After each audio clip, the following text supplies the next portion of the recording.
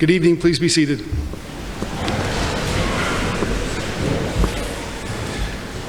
This will become more and more common. Could you please hold up your cell phones and turn them off? Please turn them off. I'll wait, it's okay.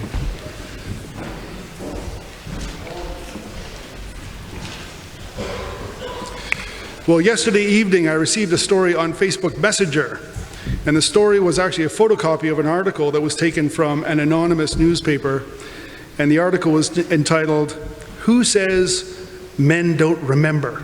And I had to read it.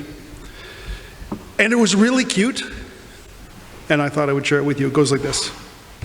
An older couple were out Christmas shopping, and the shopping center was absolutely jam-packed with people.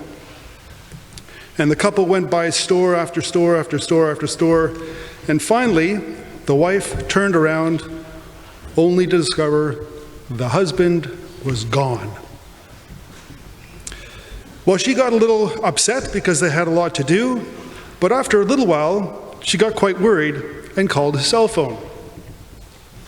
"Hey, where are you?" And the husband took a pause, and then he said this, "Do you remember the jewelers we went into about 5 years ago? That place where you fell in love with that diamond necklace that we couldn't afford at the time, and I told you one day I would get it for you?" And she got a little choked, and she replied, "Oh, yes, sweetheart, I remember that shop for sure." He said, "Well, I'm next door in the cafe having a coffee. When you're done, can you come and pick me up so we can go home?"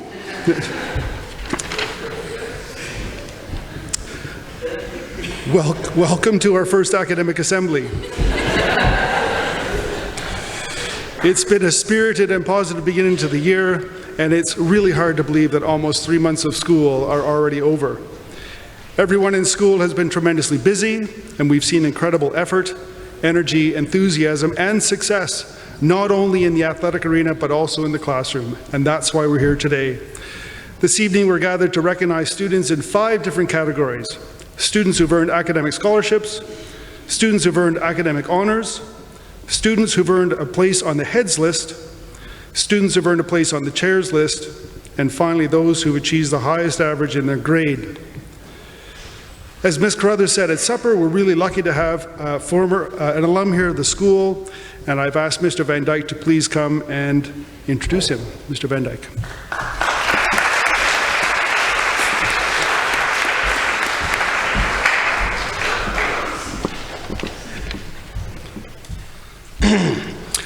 I know tonight's guest speaker, Mr. Jean-Samuel Rancourt, pretty well, and on several different fronts.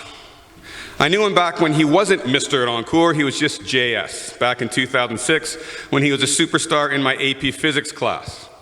And although he finished with a 97% in the course, and easily won the physics prize at baccalaureate, what I remember the most about him is how much he loved to think. The young Mr. Rancourt loved the challenge, he loved the hardest stuff. The gyroscopic motion, the 12 marble problem, the brain teasers. I also knew him because I like sports, and he was an elite golfer who started his Stanstead College career in grade 7, but who actually left Stanstead in grade 11 to attend a golf school to see just how good he could be. I knew him because he loved Stanstead College so much that he came back to Stanstead for grade 12 after his year away for golf. I knew him because in the middle of that grade 12 year, I was director of student life back then, and even though it was the middle of the year and we had enough prefects, I asked him to be a prefect anyway, because he was like a poster boy for Stanstead College. All clean cut and polite and bilingual and good at everything. You know, one of those guys. Annoyingly perfect, but so nice, you couldn't really be mad at him. And since then, I've gotten to know him even better, because the last few years we've golfed together along with his father and Mr. Ryu at the Stanstead College alumni golf tournaments. And I've come to realize he's not just a nice guy. He's actually a fun guy, and a pretty funny guy as well, in an English second language kind of way. Now, there is a long list of amazing things that Mr. Rancourt has accomplished since he left Stanstead College. To name only a few, at Waterloo University, he won the Entrepreneurship Award. He won the Engineering Co-op Student of the Year award. He competed in 3 national golf championships, and he co-founded 3 independent startup companies while at university. Then after university, he founded DXS, a company that designs high-efficiency HVAC equipment. Now, HVAC stands for heating, ventilation, and air conditioning, and Mr. Rancourt's equipment is based on technologies that do not burn fossil fuels. He launched DXS in Ontario in 2012 and has since moved to Boston to oversee operations in New England. But I'm not expecting you to remember all that. What I want you to remember is that 15 years ago, he was just like you. He's not some random person we brought in from the street. He's lived the exact same lifestyle as you guys, the busy schedule, the rules, the tough classes, the sports, the lack of sleep, the expectations. He's been right where you are now, and he's taken these lessons and used them to become a successful entrepreneur whose business is not only prosperous, but is part of the solution in the fight against climate change. So pay attention and really listen. We can all learn something. My friend, Mr. Jean-Samuel Rancourt.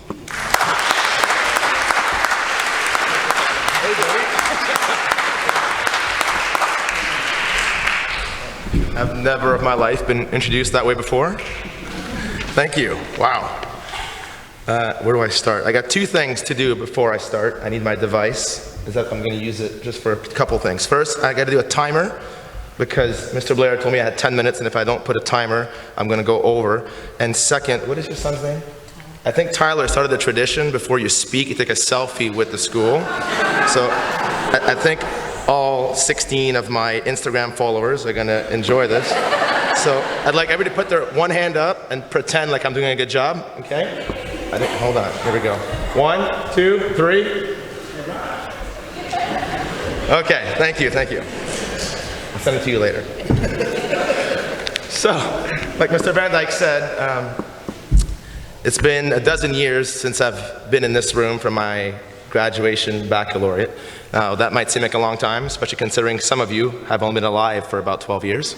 But it goes by pretty fast. So I started in grade 7. I had just turned 12 years old, and I have to admit that the first 3 months were very difficult for me. And my parents, both of whom are in the room tonight, will attest to that. So if any of you are just beginning your careers at Stanstead, if any of you it's your first time away from home and you're struggling a little bit, I know what you're feeling, and all I have to say is you will get through it. Take your time, take it one day at a time, it'll get better and a lot more fun. To those of you who are a little bit older and possibly starting to think about college, university, or what you might do after you leave here, I also want to tell you that things are going to get even better. Now, I enjoyed Stanstead, sports and boarding school and everything, but my university career was even more fun. And after I left university, starting my career, that was even more fun. If you play your cards right, and if you're strategic, and if you play this game that we call life intelligently. So that takes me to my main topic today. I'm going to talk about technology a little bit today. And you might have heard that technology's changed the world in the past decades. And a lot of sometimes older people use those words. Technology has changed the world. And I agree with that, although the language that I use is technology will change the world. I truly believe that we are still at the beginning of this major change with technology.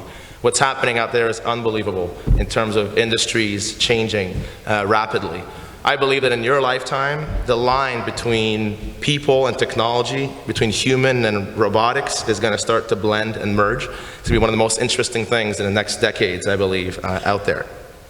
So my point is, no matter what you do, those of you who are interested in science, those of you that are not interested in science, you're going to be involved in technology. Take this device, for example. I think most of you might recognize it. It's made by a fruit company. Actually, I know that you recognize it because I visited your Cowan house earlier, and I saw this wall where you put all of your cell phones, and I saw a bunch of these Apple cell phones. By the way, all the screens are cracked. What do you guys do with your cell phones? So you play baseball with them? You know, they make covers for them. I digress. So Apple Computers employs over 100,000 people. To put in perspective, for every professional NHL hockey player in the world, there are 100 Apple employees. And that analogy is the same for female professional hockey. And Apple is just one of them. If you know the tech giants, Facebook, Alphabet, which is Google, Amazon is 5 times as much. So the question is, who are these hundreds of thousands of people working for these tech companies? And the mistake that I made when I was younger, was to think that technology and all these big tech companies are meant for, how do I say it, the science geeks, the nerds, the computer scientists, the people that are really into science. And that is true. If somebody is very interested, like I was, in science, chances are you'll be working in technology. What's happening, though, is companies like Apple and these big tech firms employ people in the fields of psychology, sociology, marketing, arts, graphic design, marketing, human resources, all over the place. And what's also happening is so many companies out there are converting from whatever they are to becoming tech companies. So technology is not just the big tech firms, it's everything. So no matter what you do, no matter what your interest is, you in your lifetimes are going to be involved with technology. So what that means is you want to pay attention to it.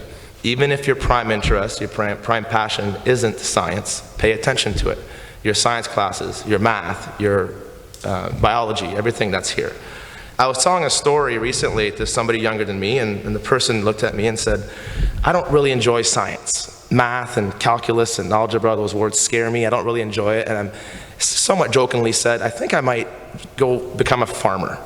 I'm going to buy a farm, some cows, and just keep my screen cracked Apple IV for the rest of my life and just be a farmer. So I told this person a story about my cousin Trevor.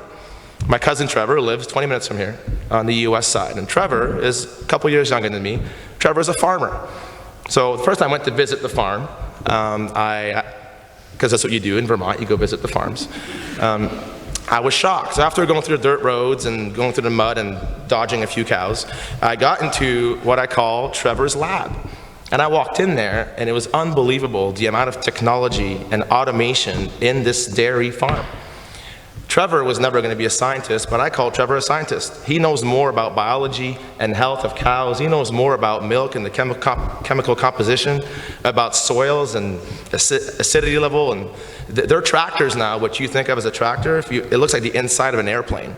They cost about twice the price of a Ferrari, and they're all GPS tagged. So he takes this, when they map out a field, they press a button, and it's automatic to make sure you don't overspread or underspread. This is farming I'm talking about. So even farming, which is what you think is probably one of the most mundane, old school professions, is being overtaken with technology. So if Trevor doesn't understand the science behind it, the basic grade 11 chemistry behind why the milk is good or bad and how you have to alter the food, he can't compete. You cannot be a farmer today without technology. So this happens for other industries. I was talking to a good friend of mine this weekend. She is a lawyer. She's a crown prosecutor in the province of Quebec. And she's telling me how her industry is changing. She recently had her first trial that was fully digital. So my industry as well, in construction, the way we build buildings is going to change. It's already has started, but it's going to change a lot more in the next years. So the point is, for those of you who are already thinking about what you might do, what your interest is, even if it's not science, I'll be sad, that's what I like, but even if it's not science, even if that's not what you're into, I urge you to learn it as much as you can, to make an effort. At your age, your brain's ability to learn is actually beyond everybody else in the room that's much older than you.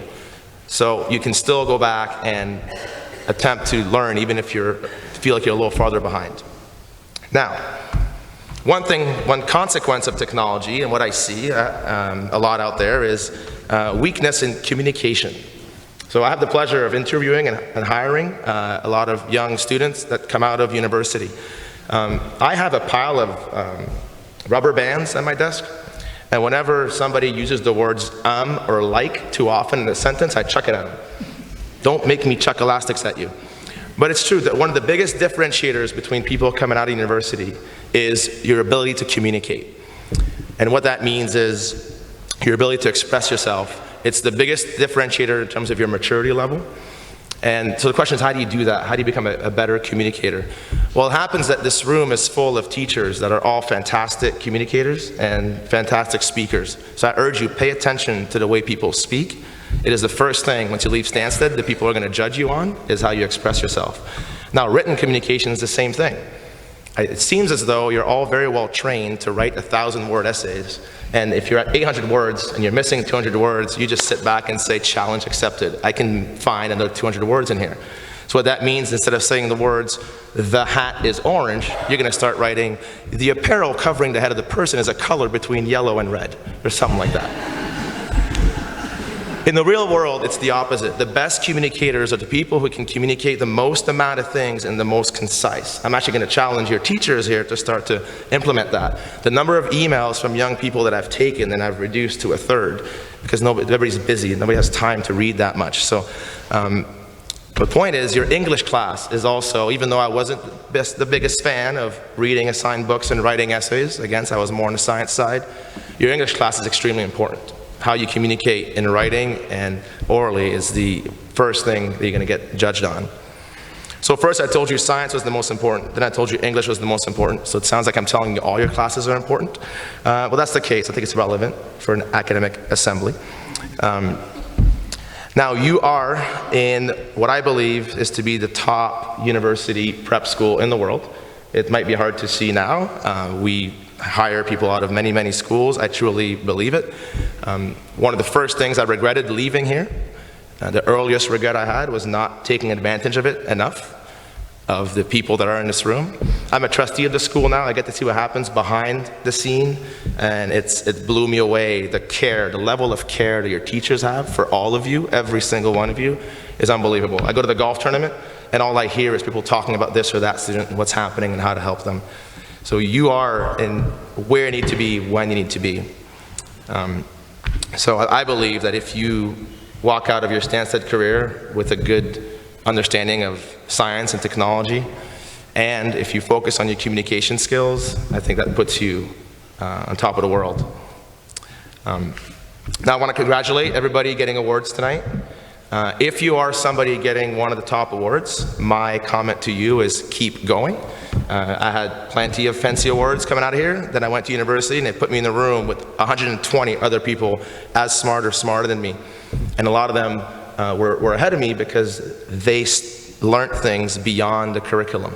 So if you're somebody in the 80s, 85s, and the 90s, and you're thinking of going into science technology, start learning things outside of the curriculum. A quick hint, learn how to code, learn how to program. It's, that concept is very important. For those of you who are not getting an award tonight, my comment to you is keep going, keep trying. Your brains still have the ability to learn a lot. It's not too late, it is never too late, not if you're sitting in this room. So keep trying as much as you can. You'll get there. Even if you're not going to go into science, you will be exposed to it. Our world is changing rapidly. That's all I had. I didn't have another closing. Thank you very much, everybody.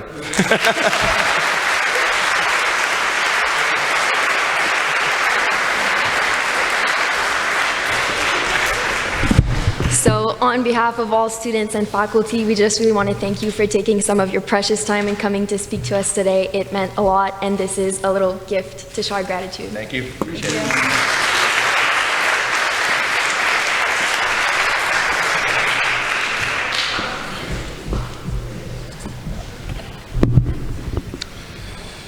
Well, thank you very much, JS. We're going to now move to the presentation part of this evening. And to get things going, I'm going to ask Ms. Carruthers to come forward to present the scholarship pins. Ms. Carruthers.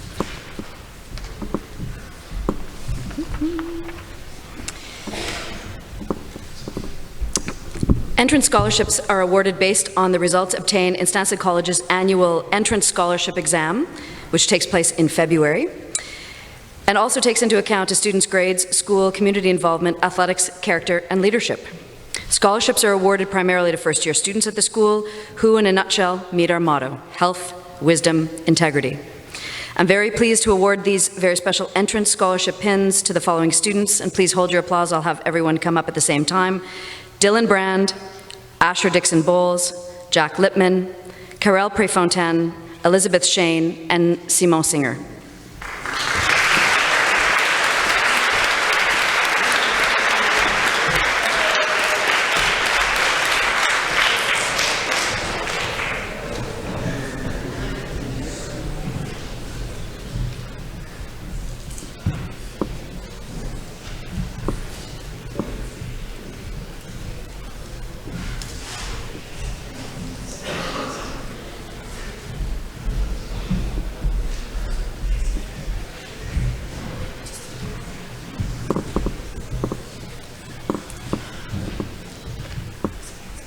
There are a number of awards to be handed out, certificates, pins, and sweaters at the end. And it takes a little bit of coordination to do this swiftly and efficiently, so please pay attention. Everybody who's going to be receiving a sweater, a pin, or a certificate has an average above 80%. I have a test for you that you come up in the order that you're called, come down this aisle. You're going to meet JS right about where the piano bench is. You'll shake hands, then you'll shake hands with me and go back up the other aisle where you were. So alphabetical order, or the order that you called, come down this aisle and leave going that aisle. Good? Okay. So, Monsieur Prévost, I think you're up first, and we'll begin our presentations with academic honors.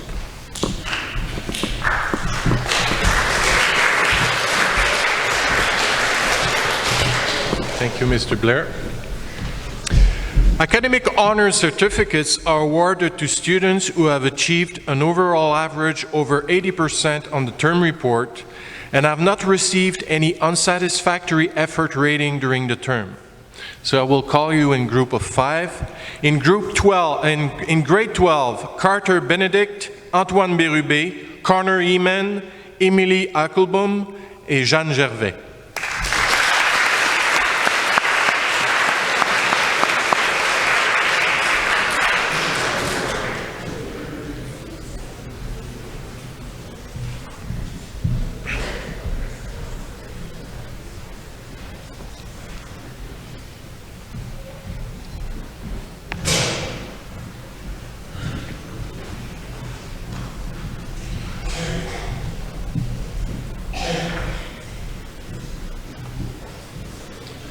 Still in grade 12, Emily Holmes, Arianna Meza-Rubio et Banam Nguyen.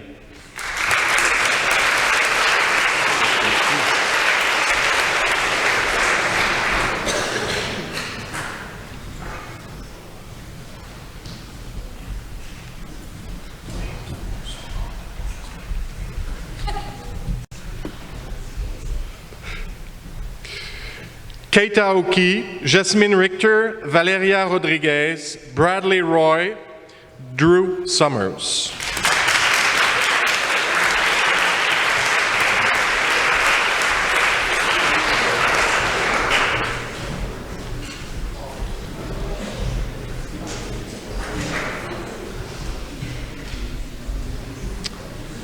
And to finish the grade 12s, I will call Juliette Veilleux and Yunyan Zhao.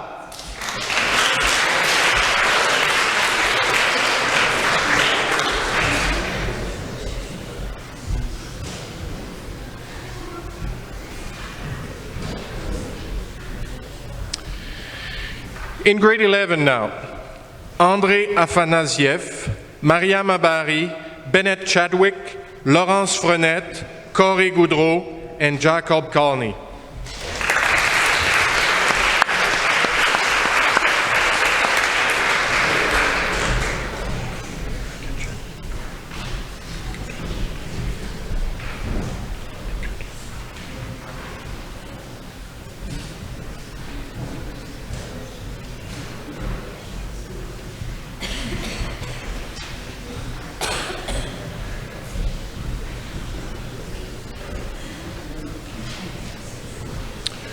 Audrey Mekachin, Bodhi Nopes, Yushen Pan, Nicolas Pokora, Léa Rose Remillard. Thank you.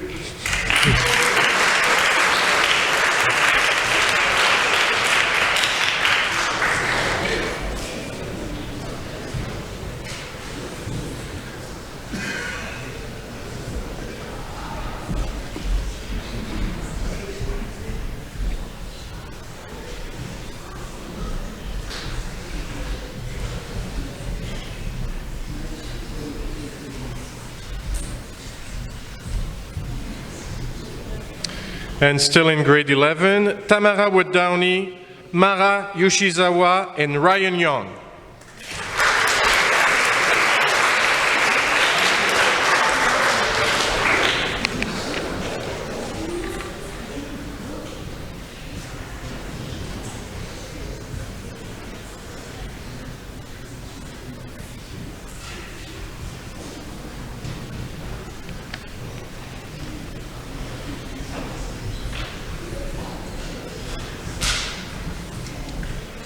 In grade 10, Logan Beas, Maximilian Baum, Victoria Fernandez Garcia, Lauralie Grenier, Rosemary Lefebvre, and Yushin Lin.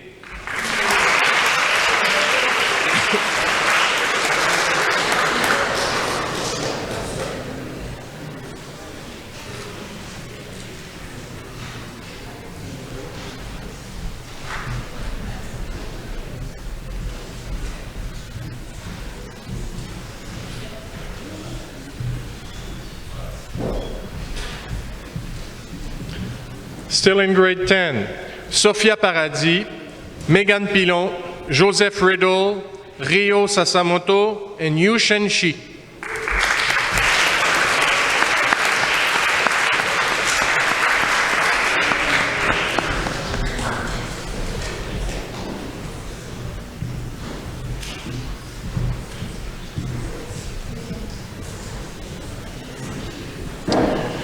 And to complete grade 10, Yu Zeishi, Svenja Voigt, and Kennedy Wilson.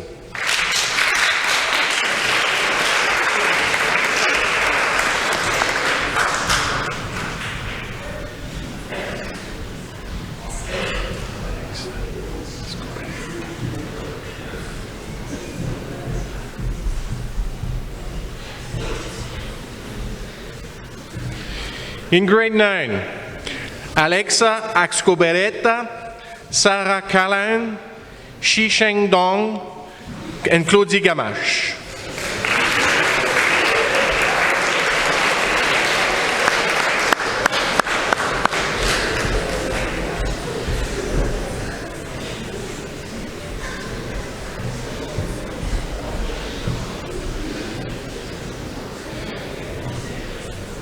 And finally, in grade 11, Anna McLaren, Karel Prefontaine, and Kieran Templeman.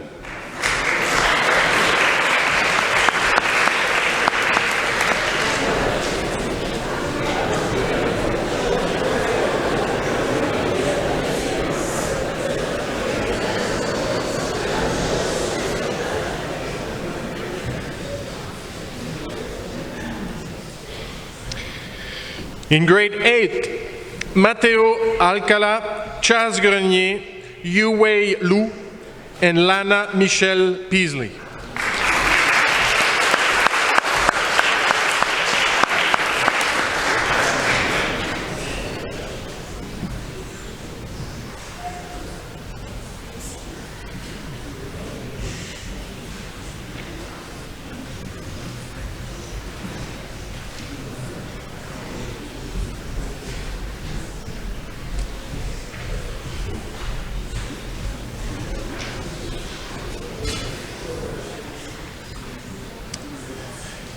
Still in grade 8, Diego Riverol, William Towner, Ailey Wolf, and in grade 7, one student, Valérie Lin.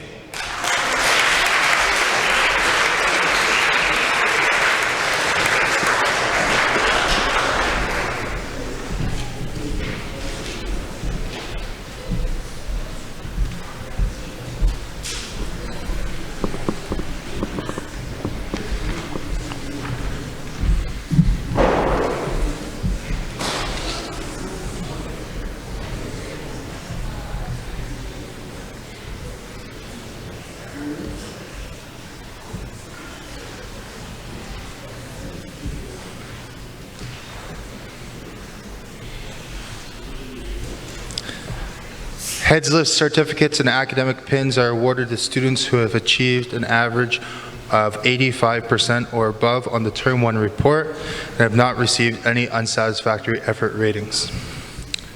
Starting in grade 12, David Blais, Andrew Bouchard, Portia Eldon, Jeremy Gagnon, and Philip Jacques.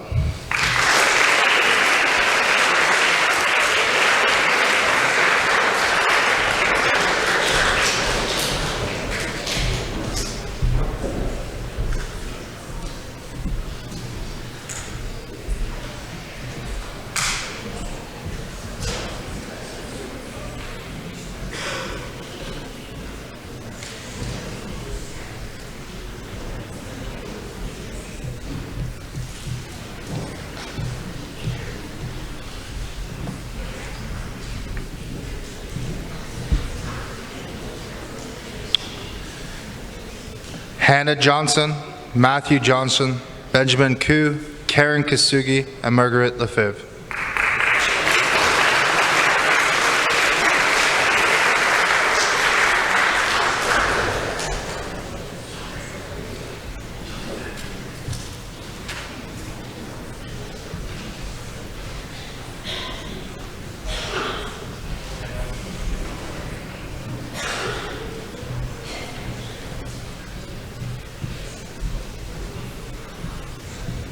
Sean Mahoney, Yoshi O, Melianne Reynolds, Isabel Richard, Charlotte Riddle.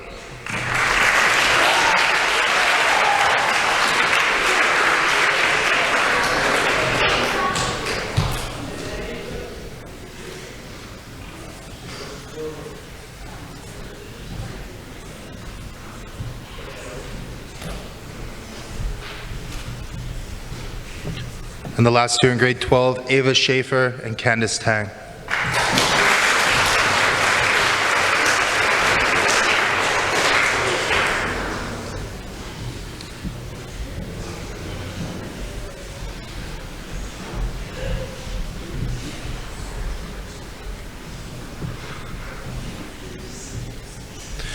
Grade 11, William Dyke, Sophia Farfan, Jacob Kaznitsky, Jolien Legault, Anki Pang.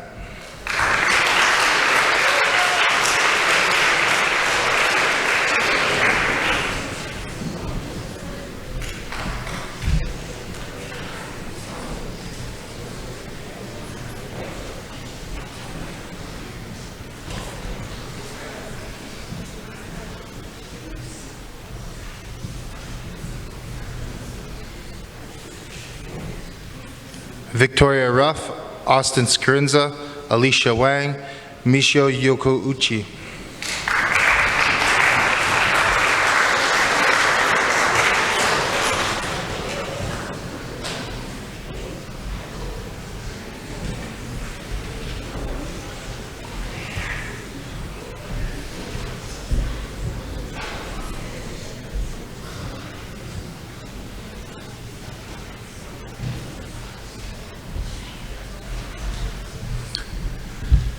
In grade 10, Cedric Beauregard, Juliette Leroux, Fernanda Rivas, Jason Shaw, and Ella Udo.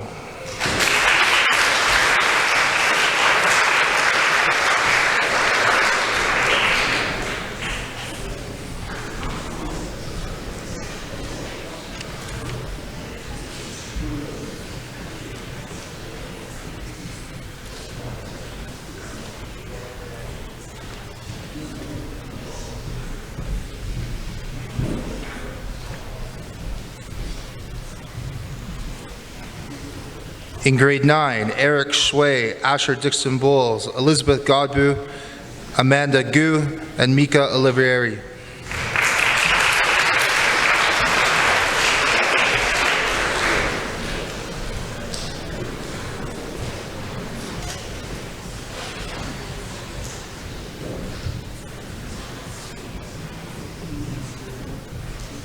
The final three in grade 9, Dominic Pecora, Antoine Remiard, and Maggie Sun.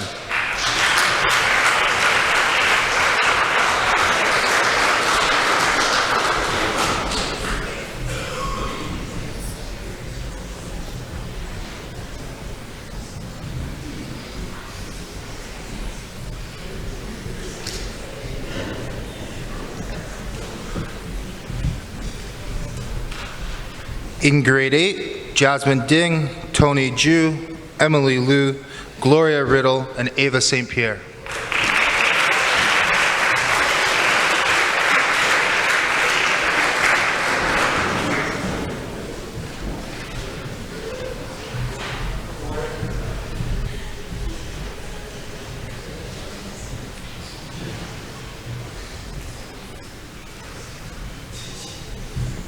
And in grade 7, Rodrigo Hernandez, Maria Casas Soto, and Xavier again. Congratulations.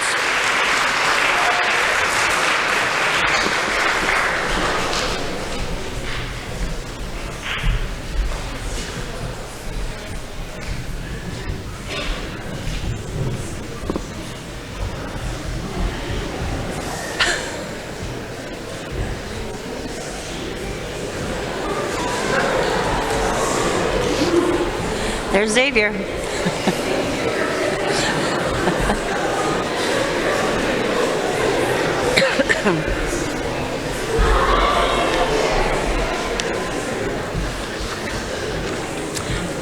Okay, I have the honor of presenting the Chair's List certificates. These are presented to students who have achieved an overall average of 90% on the term report and have not received any unsatisfactory effort ratings during the term.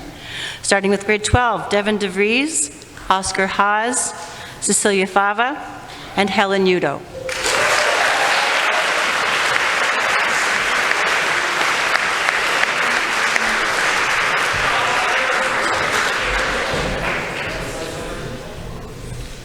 In grade 11, we have Andrew Bim, Jesse Hu, and Alicia Wang.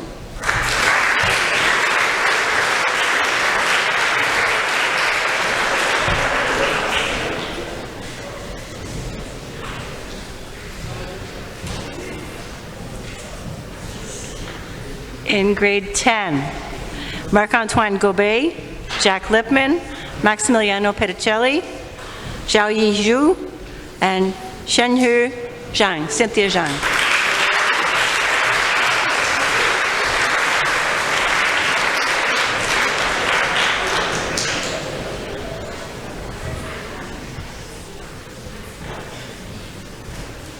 In grade 9, we start with Georgia Bailey, Justin Bouchard, Christine Breton, and Béatrice Perron-Roy.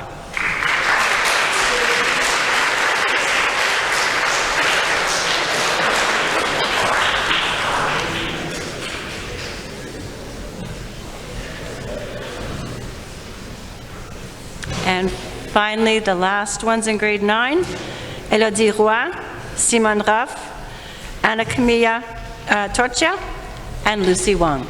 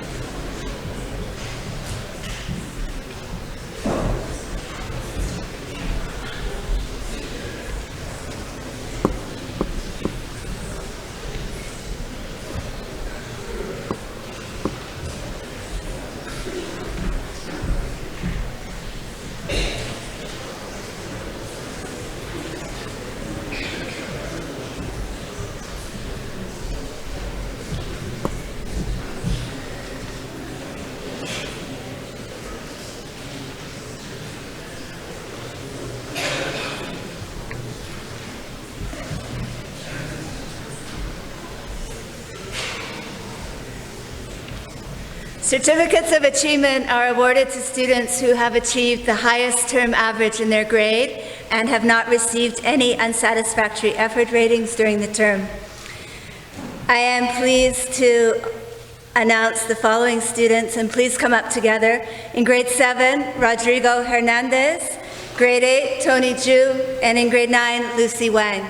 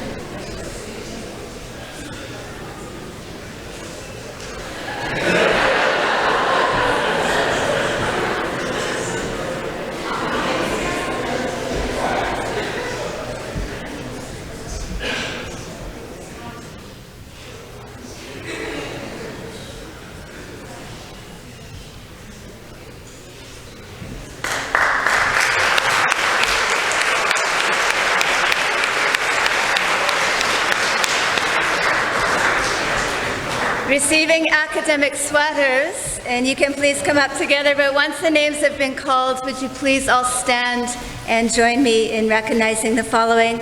In grade 12, Oscar Haas, Grade 11, Andrew Bim.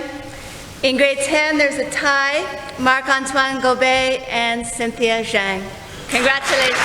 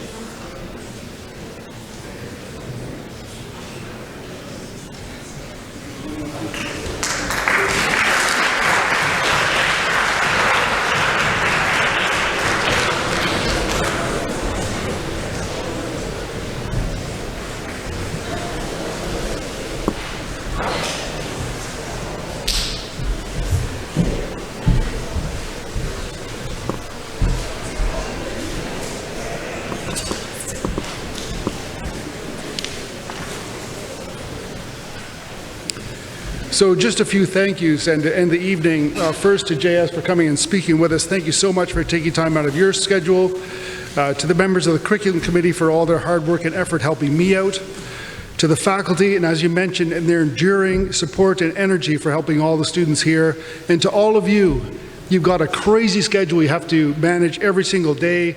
I can't believe you do what you do. I'm not sure whether I could have done it when I was your age, but well done. Super, super stuff. What a great term. Well done.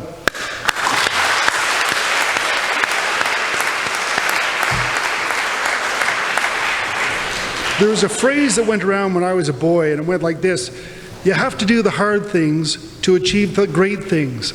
And I don't know who said it. I've been trying to find out, but I really don't know. But it's words that I've lived by. So let's all work hard from now until December so we can achieve or enjoy a great holiday. JS is going to remain behind afterwards. If you'd like to come and ask him some questions about what he does, if it's a field you're interested in, maybe you'd like to have a chat, so he'll be here afterwards. But otherwise, thank you for a great evening. Please stand.